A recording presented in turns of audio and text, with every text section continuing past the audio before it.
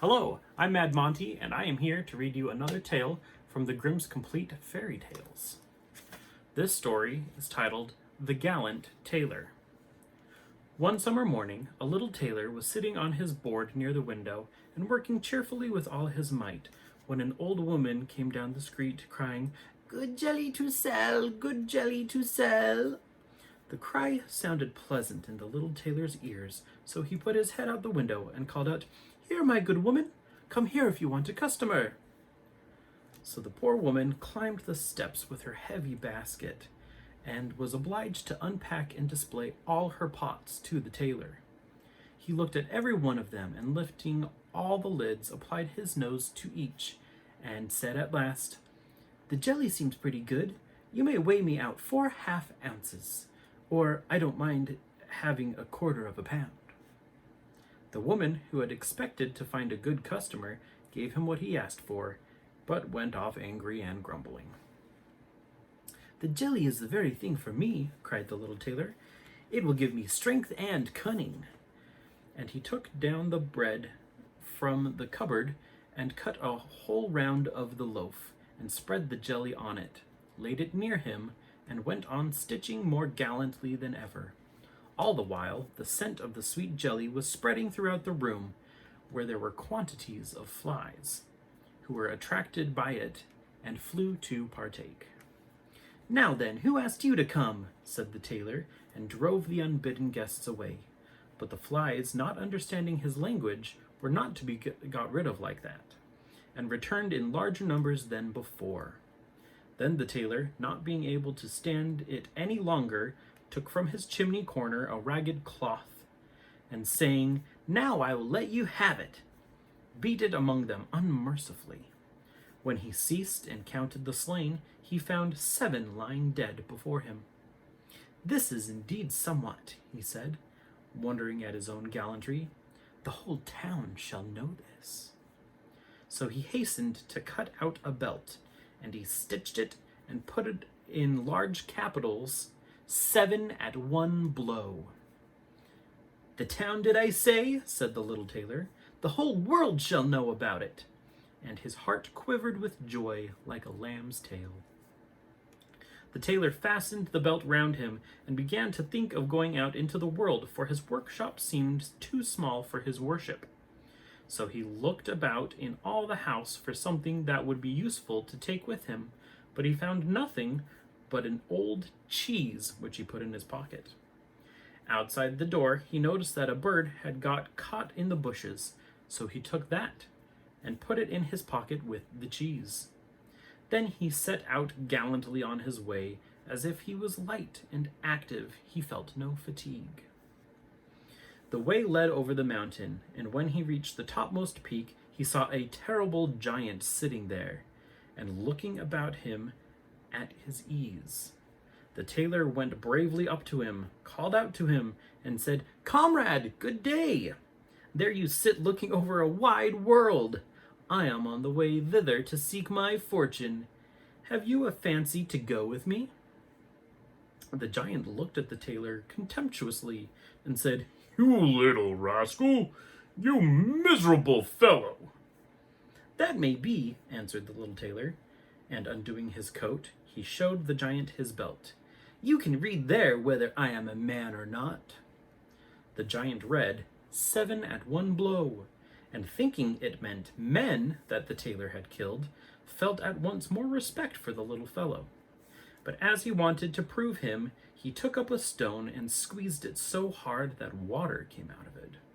"Now, can you do that?" said the giant. "That is, if you have the strength for it."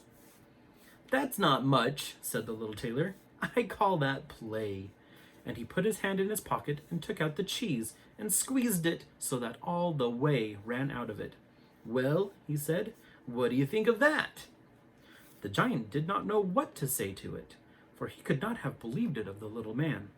The giant took up a stone and threw it so high that it was nearly out of sight. "Now, little fellow, suppose you do that." "Well thrown," said the tailor, "but the stone fell back to earth again. I will throw you one that will never come back." So he felt in his pocket and took out the bird and threw it in the air. And the bird, when it found itself at liberty, took wing, flew off, and returned no more. "What do you think of that, comrade?" said the tailor. "There is no doubt that you can throw," said the giant, "but we will see if you can carry." He led the little tailor to a mighty oak tree which had been felled and was lying on the ground, and said, "Now, if you are strong enough, help me carry this tree out of the wood." "Willingly," answered the little man. "You take the trunk on your shoulders. I will take the branch with all of their foliage. That is the most difficult." So the giant took the trunk on his shoulders, and the tailor seated himself on a branch. And the giant, who could not see what he was doing, had the whole tree to carry, and the little man on it as well. And the little man was very cheerful and merry, and whistled the tune, "There were three tailors riding by," as if carrying the tree were mere child's play. The giant, when he had struggled on under his heavy load a part of the way, was tired out, and cried, "Look here, I must let go of the tree."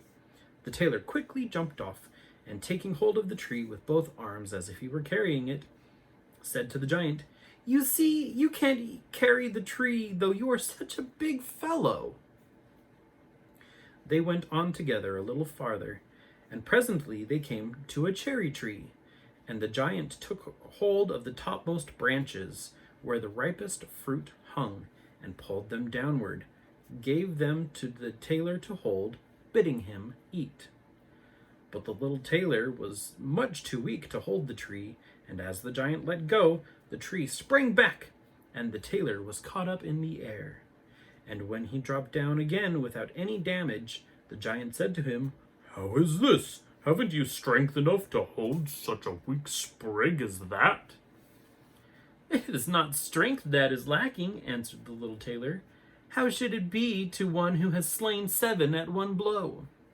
I just jumped over the tree because the hunters are shooting down there in the bushes. You jump it too, if you can."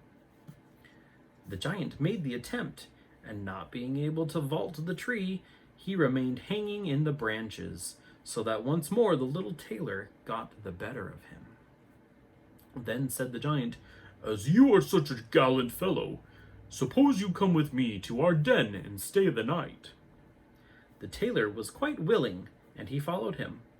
When they reached the den, there sat some other giants by the fire, and each had a roasted sheep in his hand, and was eating it. The little tailor looked round and thought, "There is more elbow room here than in my workshop." And the giant showed him a bed, and told him he had better lie down upon it and go to sleep. The bed was, however, too big for the tailor, so he did not stay in it, but crept into a corner to sleep. As soon as it was midnight, the giant got up, took a great staff of iron, and beat the bed through with one stroke, and supposed he had made an end of that grasshopper the tailor. Very early in the morning, the giants went into the wood and forgot all about the little tailor, and when they saw him coming after them alive and merry, they were terribly frightened, and thinking he was going to kill them, they ran away in all haste. So the little tailor marched on, always following his nose, and after he had gone away, he entered the courtyard belonging to a king's palace. And there he felt so overpowered with fatigue that he lay down and fell asleep. In the meantime, came various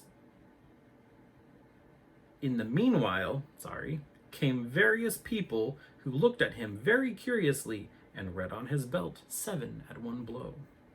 "Oh," said they, "why should this great lord come here in time of peace? What a mighty champion he must be." Then they went and told the king about him, and they thought that if a war should break out, what a worthy and useful man he would be, and that he ought not to be allowed to depart at any price. The king then summoned his council, and sent one of his courtiers to the little tailor to beg him, as soon as he should wake up, to consent to serve in the king's army. So the messenger stood and waited at the sleeper's side until his limbs began to stretch, and his eyes to open, and then he carried his answer back. And the answer was, "That was the reason for which I came. I am ready to enter the king's service." So he was received into it very honorably, and a separate dwelling was set apart for him. But the rest of the soldiers were very much set against the little tailor, and they wished him 1,000 miles away. "What shall be done about it?" they said among themselves. "If we pick a quarrel and fight with him, then 7 of us will fall at each blow. That will be no good to us." So they came to a resolution, and all went to the king to ask for their discharge.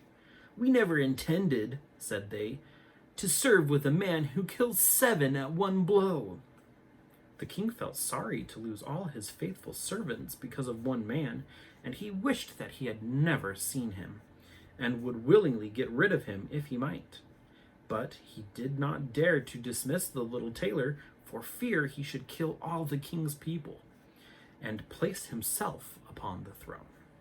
He thought a long while about it, and at last made up his mind what to do.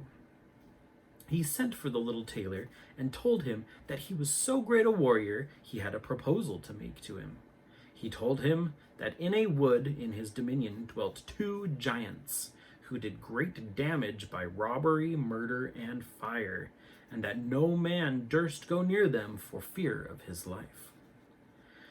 But that if the tailor should overcome and slay both these giants, the king would give him his only daughter in marriage, and half his kingdom as dowry, and that 100 horsemen should go with him to give him assistance. "That would be something for a man like me," thought the little tailor. "A beautiful princess and half a kingdom are not to be had every day." And he said to the king, "Oh yes, I can soon overcome the giants, and yet have no need of the 100 horsemen. He who can kill 7 at one blow has no need to be afraid of 2. So the little tailor set out, and the 100 horsemen followed him. When he came to the border of the wood, he said to his escort, "Stay here while I go and attack the giants." Then he sprang into the wood and looked about him right and left. After a while, he caught sight of the 2 giants. They were lying down under a tree asleep and snoring, so that all the branches shook. The little tailor, all alive, filled both his pockets with stones and climbed up into the tree, made his way to an overhanging bough so that he could seat himself just above the sleepers, and from there he let one stone after another fall onto the chest of one of the giants. For a long time the giant was quite unaware of this, but at last he waked up and pushed his comrade and said, "What are you hitting me for?" "You are dreaming," said the other. "I am not touching you." And as they composed themselves again to sleep, and the tailor let fall a stone on the other giant. "What can that be?" he cried. "What are you casting at me?" "I am casting nothing at you," answered the first, grumbling. They disputed about it for a while, but as they were tired, they gave it up at last, and their eyes closed once more. Then the little tailor began his game anew, picked out a heavier stone, and threw it down with force upon the first giant's chest. "This is too much," he cried, and sprang up like a madman and struck his companion with such a blow that the tree shook above them. The other paid him back with ready coin, and they fought with such fury that they tore up trees by their roots to use for weapons against each other, so that at last they both of them lay dead upon the ground. And now the little tailor got down. "Another piece of luck," said he, "that the tree I was sitting in did not get torn up too, or else I should have had to jump like a squirrel from one tree to another." Then he drew his sword and gave each of the giants a few hacks in the breast, and went back to the horsemen and said, "The deed is done. I have made an end of both of them. But it went hard with me. In the struggle they rooted up trees to defend themselves, but it was of no use. They had to do with a man who can kill 7 at one blow." "Then are you not wounded?" asked the horseman. "Nothing of the sort." "Oh, nothing of the sort," answered the tailor. "I have not turned a hair." The horsemen still would not believe it, and rode into the wood to see, and there they found the giants wallowing in their blood, and all about them lying the uprooted trees. The little tailor then claimed the promised boon, but the king repented him of his offer, and he sought again how to rid himself of the hero. "Before you can possess my daughter and the half of my kingdom," he said to the tailor, "you must perform another heroic act. In the wood lives a unicorn who does great damage. You must secure him." "A unicorn does not strike more terror into me than two giants. 7 at one blow. That is my way," was the tailor's answer. So, taking a rope and an axe with him, he went out into the wood and told those who were ordered to attend him to wait outside. He had not far to seek. The unicorn soon came out and sprang at him, as if he would make an end of him without delay. "Softly, softly," said he, "most haste, worst speed," and remained standing until the animal came quite near him. Then he slipped quietly behind a tree. The unicorn ran with all his might against the tree and stuck his horn so deep into the trunk that he could not get it out again, and so was taken. "Now I have you," said the tailor, coming out from behind the tree and putting the rope around the unicorn's neck. He took the axe, set free the horn, and when all his party were assembled, he led forth the animal and brought it to the king. The king did not yet wish to give him the promised reward, and set him a third task to do. Before the wedding could take place, the tailor was to secure a wild boar, which had done a great deal of damage in the wood. The huntsmen were to accompany him. "All right," said the tailor, "this is child's play." But he did not take the huntsmen into the wood, and they were all the better pleased. For the wild boar had many a time before received them in such a way that they had no fancy to disturb him. When the boar caught sight of the tailor, he ran at him with foaming mouth and gleaming tusks to bear him into the ground. But the nimble hero rushed into a chapel, which chanced to be near, and jumped quickly out of a window on the other side. The boar ran after him, and when he got inside, the door shut after him.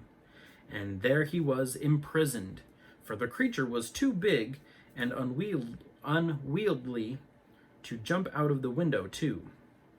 Then the little tailor called the huntsmen that they might see the prisoner with their own eyes, and then he betook himself to the king, who now, whether he liked it or not, was obliged to fulfill his promise, and gave him his daughter and the half of his kingdom. But if he had known that the great warrior was only a little tailor, he would have taken it still more to heart. So the wedding was celebrated with great splendor and little joy, and the tailor was made into a king. One night the young queen heard her husband talking in his sleep and saying, "Now, boy, make me a waistcoat and patch me those breeches, or I will lay my yard measure about your shoulders." And so, as she perceived of what low birth her husband was, she went to her father the next morning and told him all, and begged him to set her free from a man who was nothing better than a tailor. The king bade her to be comforted, saying, "Tonight leave your bedroom door open. My guards shall stand outside, and when he is asleep, they shall come in and bind him and carry him off to a ship, and he shall be sent to the other side of the world." So the wife felt consoled, but the king's water-bearer, who had been listening all the while, went to the little tailor and disclosed to him the whole plan. "I shall put a stop to all this," said he. At night he lay down as usual in bed, and when his wife thought he was asleep, she got up and opened the door and laid down again. The little tailor, who only made believe he was asleep, began to murmur plainly, "Now, boy, make me that waistcoat, and patch me those breeches, or I will lay my yard measure about your shoulders. I have slain 7 at one blow, killed 2 giants, caught a unicorn, and taken a wild boar. And shall I be afraid of those who are standing outside my room door?" And when they had heard the tailor say this, a great fear seized them.